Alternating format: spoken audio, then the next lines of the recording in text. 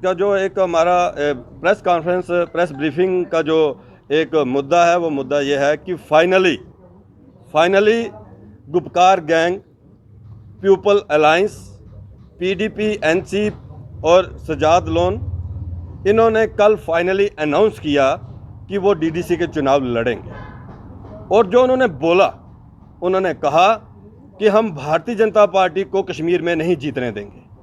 अब सोचिए कि आज भारतीय जनता पार्टी कश्मीर के अंदर गुपकार गैंग के लिए एक बड़ा चैलेंज बन चुका है।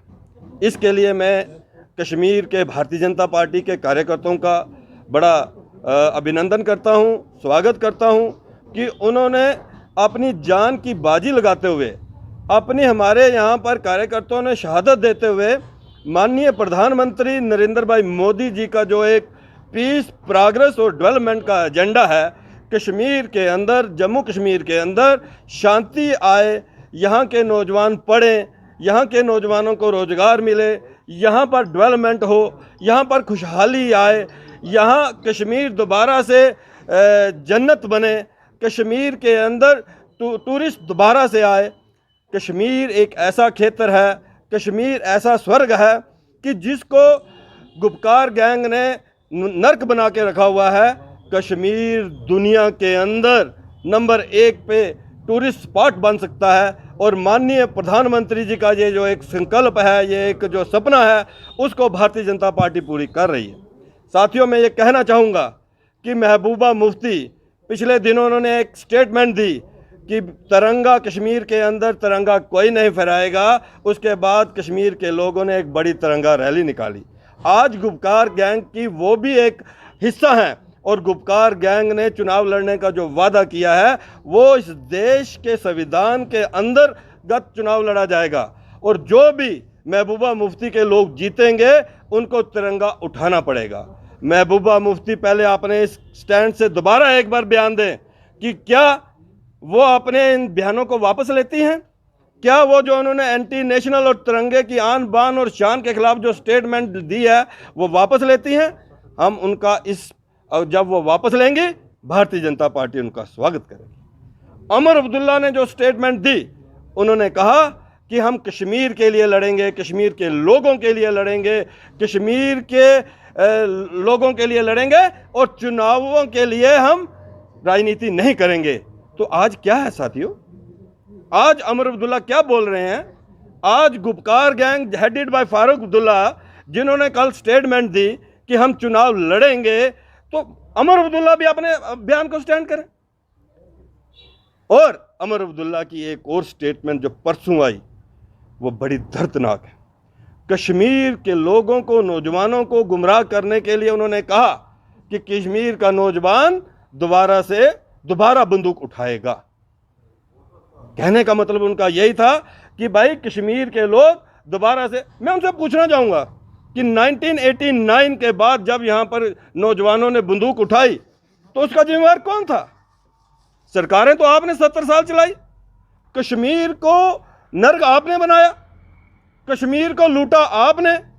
आज रोशनी एक्ट के तहत मैं फारूक अब्दुल्ला से और अमर अब्दुल्ला से कहना चाहता हूं, सच्ची बात मीडिया के आगे एक बार बोल दें, नहीं तो हम बताएंगे कि रोशनी एक्ट के तहत कितने 100 कनाल लैंड जो है उन्होंने अपने नाम करवाई हुई है। ऐसे ऐसे काम करके वो कश्मीर की बात करते हैं, कश्मीर के लोगों की बात करते हैं। और दूसरा, दोबारा से एक प्रोवोकेटिव बयान उन्होंने दिया है।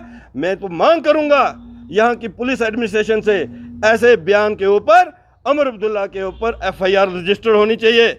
जो बयान उन्होंने दिया कि कश्मीर के लोग दोबारा से नौजवान बंदूक उठाएगा, वो नहीं चाहते हैं कि कश्मीर का युवा पत्थर छोड़े, वो नहीं चाहते हैं कश्मीर का युवा नौकरी करे, वो नहीं चाहते हैं कि कश्मीर के अंदर ब्लड शेड बंद हो, वो नहीं चाहते हैं कश्मीर में दोबारा टूरिस्ट आए, वो नहीं चाहते हैं कि कश्मीर ग्रो करे, कश्मीर बढ़े, कश्मीर फले फूले, कश्मीर के लोग खुशी से घूमें फिरें, मस्ती करें। ऐसा नेशनल कॉन्फ्रेंस और गुपकार गैंग कभी नहीं चाहता है।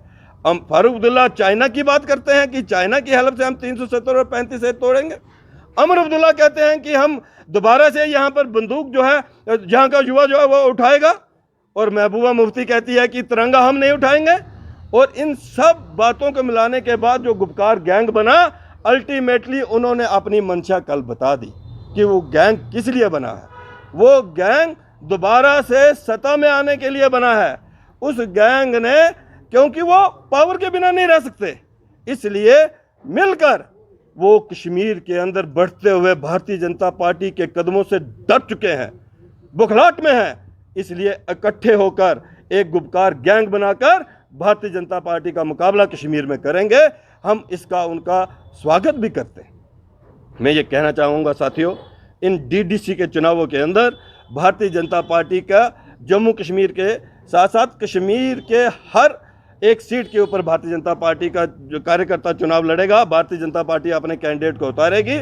और मैं आपसे ये कहना चाहूँगा कि भारतीय जनता पार्टी भारी मतों से कश्मीर के अंदर अपनी विजय दर्ज कराएगी, कमल का फूल खिलाएगी। मैं आपके माध्यम से कश्मीर के युवाओं को, अपनी बहनों को, कश्मीर के बुज़ुर्गों को, जिन्होंने पिछले 60-70 सालों से कश्मीर के अंदर उतार चढ़ाव देखे हैं, मैं आपके माध्यम से एक संदेश जो है वो मैं देना चाहूँगा कश्मीर के अपने लोगों को कि अल्टीमेटली आज गुपकार गैंग चुनाव के अंदर आ चुका है। आपको फारूक अब्दुल्ला, अमर अब्दुल्ला, महबूबा मुफ्ती, इनकी मंशा को समझना होगा कि आखिर ये राजनीति 70 सालों में उन्होंने किस लिए की है।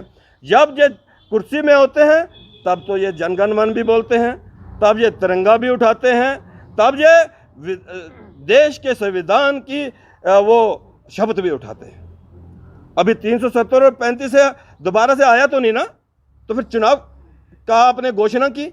एक तरफ से आपने कहा था कि जब तक 370 और 35 से हटेगा नहीं तब तक हम जो है चुनावों में नहीं उतरेंगे। ये दोहरा मापदंड कश्मीर के लोगों के सामने आया है। इसलिए मैं अपने संदेश में इतना ही कहना चाहूँगा, इस स्वर्ग को आओ मिलकर इस स्वर्ग को दोबारा से स्वर्ग बनाएं। आओ मिलकर एक फैसला करें कि दुनिया के किसी देश के अंदर और देश के किसी शहर के अंदर जब कभी परिवार छुट्टियां मनाने के लिए, घूमने के लिए आए, तो सबकी एक ही आवाज़ हो कि हमें कश्मीर जाना है। उसके लिए हम सबको कड़ी मेहनत करनी होगी। उस सब के लिए हमें गुपकार गैंग के इस मंशा को समझना होगा। अलगाववाद, आतंकवाद और उग्रवाद से बाहर आना होगा, क्योंकि इसका इस जम्मू कश्मीर में और देश में कोई स्थान नहीं है।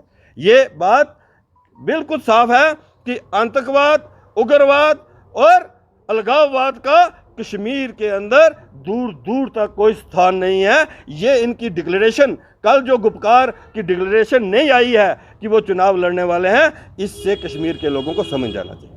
हम उनके आने से बिल्कुल परेशान नहीं हैं। हम कश्मीर के लोगों को जो आपके द्वारा एक संदेश देना चाहते हैं कि वो लोग कश्मीर के लोगों के साथ ठीक नहीं व्यवहार कर रहे। उनकी स्टेटमेंट कभी कुछ होती है, कभी कुछ होती है। अभी 3 दिन पहले अमर अब्दुल्ला 2 दिन पहले कहते हैं कि कश्मीर के लोग बंदूक उठाएंगे दोबारा से इन हालातों के अंदर। ऐसे हालात केंद्र सरकार पैदा कर रही है। महबूबा मुफ्ती ने 10 दिन पहले कहा कि तिरंगा हम नहीं उठाएंगे, और आज वो चुनावों में आए हैं।